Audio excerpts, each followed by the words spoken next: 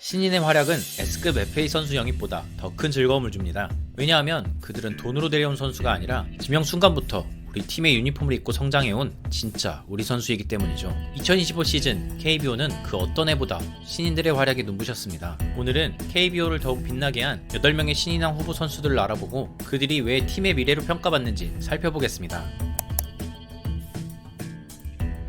2025 시즌 디펜딩 챔피언 기아 타이거즈는 시즌 초부터 주전 선수들의 부상으로 신음했습니다. 거기에 우승의 핵심이었던 필승조들이 부진하며 이범호 감독은 고민에 빠졌죠. 그러던 5월 2군에서 가파른 성장세를 보이던 성영탁이 코롯됐습니다. 그때만 해도 많은 팬들은 이름조차 생소한 그의 등장에 물음표를 던졌죠. 2024 시즌 신인 드래프트 10라운드 전체 96번이라는 지명 순위에서 알 수 있듯이 성영탁은 입단 당시 큰 기대를 받는 선수는 아니었습니다. 그러나 입단 이후 구속이 140 후반대까지 상승하고 새로 장착한 투심이 좋은 무브먼트를 보여주며 입단 2년차 만에 1군에서 기회를 받게 됐죠. 5월 20일 데뷔 첫 등판인 KT전에서부터 2이닝 무실점으로 호투한 성영탁은 데뷔 이후 17.1이닝 무실점 기록을 써내려가며 화려하게 등장했습니다. 투심의 평균 구속은 140 초반에 그쳤지만 무브먼트가 좋았고 슬라이더 또한 안정적인 제구로 신인답지 않은 모습을 보였죠. 무실점 기록이 깨진 이후 흔들릴 법도 했지만 여전히 안정감을 보이며 시즌 끝까지 훌륭한 모습을 보였습니다. 기아의 믿을 수 없는 부진 속에 웃을 일이 없었던 기아 팬들은 그나마 성영탁의 활약을 지켜보며 웃을 수 있었고 내년 시즌에 대한 희망을 품을 수 있었습니다.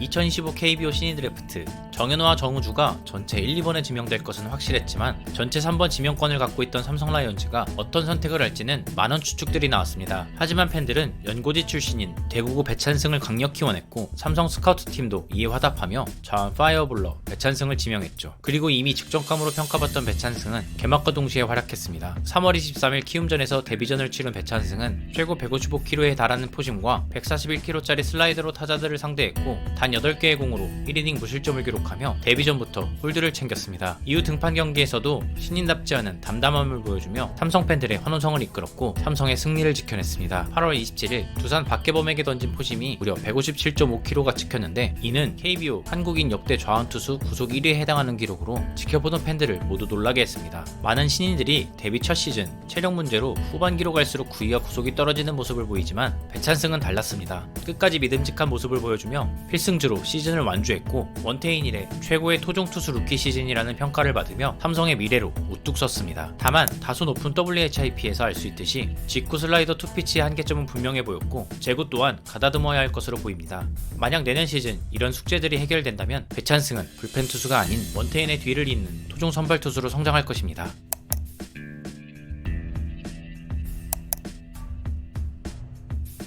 실력으로 본다면 1라운드에서도 상위 순번에 지명될 거라는 평가였습니다. 그러나 토미존 수술 이력에 많은 구단들이 지명을 망설였고 결국 10번째 지명권을 갖고 있던 LG가 기분 좋게 김영호를 지명했죠. 그리고 이 선택은 LG가 2025년 정규 시즌을 1위로 마칠 수 있었던 요인들 중 큰 지분을 차지했습니다. 2023 시즌 우승할 때만 해도 리그 최고를 자랑하던 LG의 불펜은 주요 선수들의 부상과 이탈로 인해 우승 시즌의 전력이 아니었습니다. 하지만 그 빈자리를 김영호가 훌륭하게 채워주며 LG는 상승세를 이어갔죠. 3월 29일 NC전에서 데뷔전을 치른 김영호는 단숨에 157km를 찍으며 강렬하게 등장했고 시즌 초 추격조로서 역할을 충실히 해줬습니다. 그리고 시즌을 거듭할수록 김영호는 성장했습니다. 세트 포지션에서 구속이 급격히 떨어지는 단점을 보완했고 6월부터 던지기 시작한 140 초반의 고속 슬라이더가 성공적으로 자리 잡으며 위력을 더했습니다. 연경혁 감독도 김영호를 더욱 신뢰하게 됐고 후반기 필승조로 기용했습니다. 거액을 투자한 장현식과 노장 김진성이 부진한 사이 LG의 불펜을 신인 김영호가 지켜내며 LG는 정규 시즌 1위를 유지할 수 있었습니다. 포신 구속은 말할 것도 없고 후반기부터는 제구까지 잡힌 모습을 보인 김영호. 그의 성장 속도로 볼 때 머지않아 KBO를 대표할 투수로 성장할 것으로 보입니다.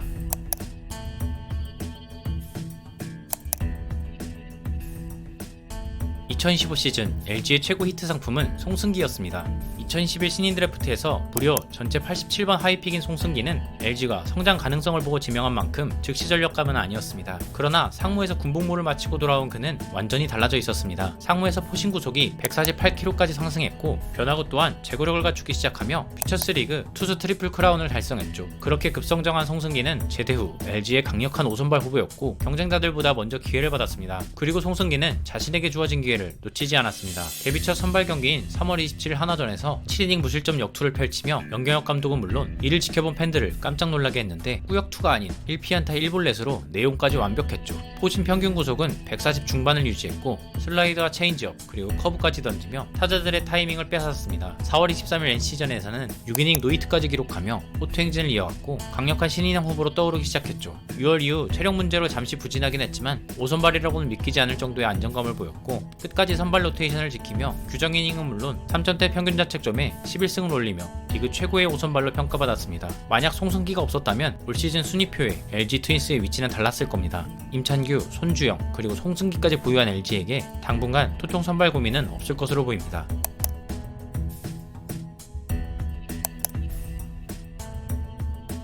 2025 시즌 정현수는 롯데의 불펜에서 꾸준히 일을 도맡아 하며 전반기 롯데가 상위권을 마크하는 데에 큰 역할을 했습니다. 첫 풀타임 시즌인 올해 무려 82경기 출장으로 역대 단일 시즌 출장수 6위에 이름을 올린 것만 봐도 알 수 있죠. 다행히 출장 경기 수에 비해 소화 이닝은 적었지만 짧은 이닝을 소화하더라도 등판 전 몸을 풀어야 하는 건 마찬가지이기 때문에 내년 시즌이 상당히 걱정되는 수치입니다. 이 부분을 김태형 감독도 모를 리 없지만 그만큼 정현수는 팀에 필요한 선수였습니다. 포심 평균 구속은 140 초반에 그치지만 타자의 타이밍을 뺏는 좋은 디셉션 그리고 커브와 슬라이더로 타자들의 방망이를 이끌어냈습니다. 특히 구사율은 적지만 결정구로 사용하는 커브의 완성도는 리그 최상급이라는 평가를 받고 있죠. 다만 포심 회전수가 2100에서 2200대로 리그 평균 이하이기 때문에 선발 투수보단 앞으로도 불펜에서 활약해야 할 것으로 보입니다. 물론 올 시즌같이 갈려서는 절대 안 되겠죠.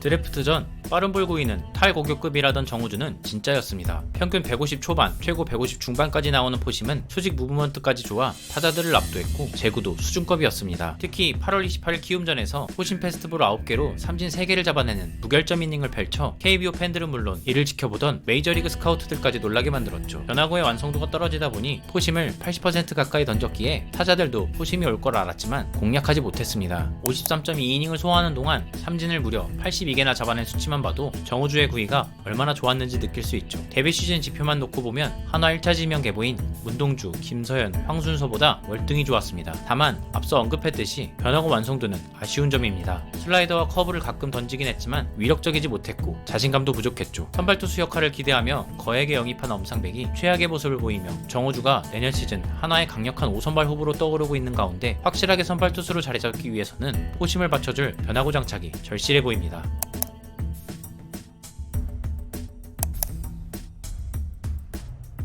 올 시즌 KBO 최고의 히트 상품은 당연히 안현민입니다. 혜성같이 등장한 그는 등장과 동시에 압도적인 힘으로 리그를 폭격했습니다. 그의 등장을 알린 장면은 5월 1일 두산과의 경기에서 리그 최고의 마무리 투수 중 한 명인 김태균을 상대로 잠실구장 중앙에 꽂히는 130m짜리 동점 투런 홈런을 때려낸 순간이었습니다. 이 홈런을 기점으로 말 그대로 압도적인 모습을 보여줬는데 쳤다 하면 홈런, 그것도 초대형 홈런이었습니다. 5월 10일 롯데전에서 나균환을 상대로 때려낸 홈런의 비거리는 무려 145m. 지금까지 토종 선수들에게서 볼 수 없었던 파워에 팬들은 매료됐습니다. 게다가 보통의 홈런 타자들이 선관이 좋지 않고 삼진율이 높은 반면 안현민은 선관까지 좋아 리그 탑 수준의 출루율을 보이며 원조 우타고포, 심정수를 떠올리게 했죠. 전반기가 끝난 시점에 이미 신인왕은 확정된 분위기였고 어쩌면 MVP도 가능할지 모른다는 예상까지 나왔습니다. 그러나 역시 첫 풀타임 시즌은 쉽지 않았습니다.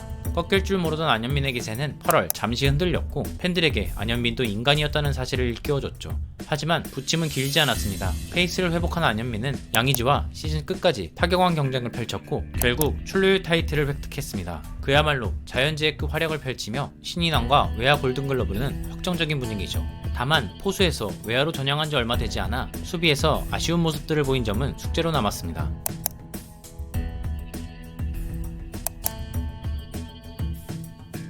2025 신인 드래프트 야수 최대어 덕수고 박준순, 그는 자신이 왜 야수 최대어였는지 증명했습니다. 이승엽 감독 재임 시절에는 주로 2군에 머물던 박준순은 조정환 감독 대행이 지휘봉을 잡은 후 본격적으로 기회를 받기 시작했습니다. 타격 메커니즘이 프로에서 통할 수준이 아니라는 박용택의 냉정한 평가와 달리 박준순의 타격은 수준급이었습니다. 7월까지 타율 3할 2푼 7리, OPS 0.819, WRC 플러스 134.6을 기록하며 안현민만 아니었다면 신인왕을 노려볼 법한 호성적을 기록했죠. 특히 7월 23일 하나전에서 홈런, 3루타, 2루타를 기록하며 사이클링 히트를 노렸지만 6회 말 마지막 타석에서 동기 정우주를 상대로 2루수 땅볼아웃을 당하며 기회를 아쉽게 놓치기도 했습니다. 후반기 많은 신인들이 그렇듯 체력 문제로 타격 스탯을 많이 까먹었지만 그래도 타격에서만큼은 확실한 눈도장을 찍었습니다. 다만 수비에서 모습은 다소 아쉬웠습니다. 3루수로 445이닝을 출장하며 가장 많은 이닝을 소화했는데 무려 19개의 실책을 범하며 불안한 모습을 보였죠. 후반기 주 포지션인 2루수로 출전하며 실책은 많이 줄였지만 여전히 송구에서 아쉬운 모습을 보이며 확실히 자리 잡기에는 아직 시간이 필요할 것으로 보입니다. 그래도 내년 시즌부터 포지션 고정과 체력 문제만 해결되면 향후 두산 내야를 책임질 제목으로 평가받고 있습니다.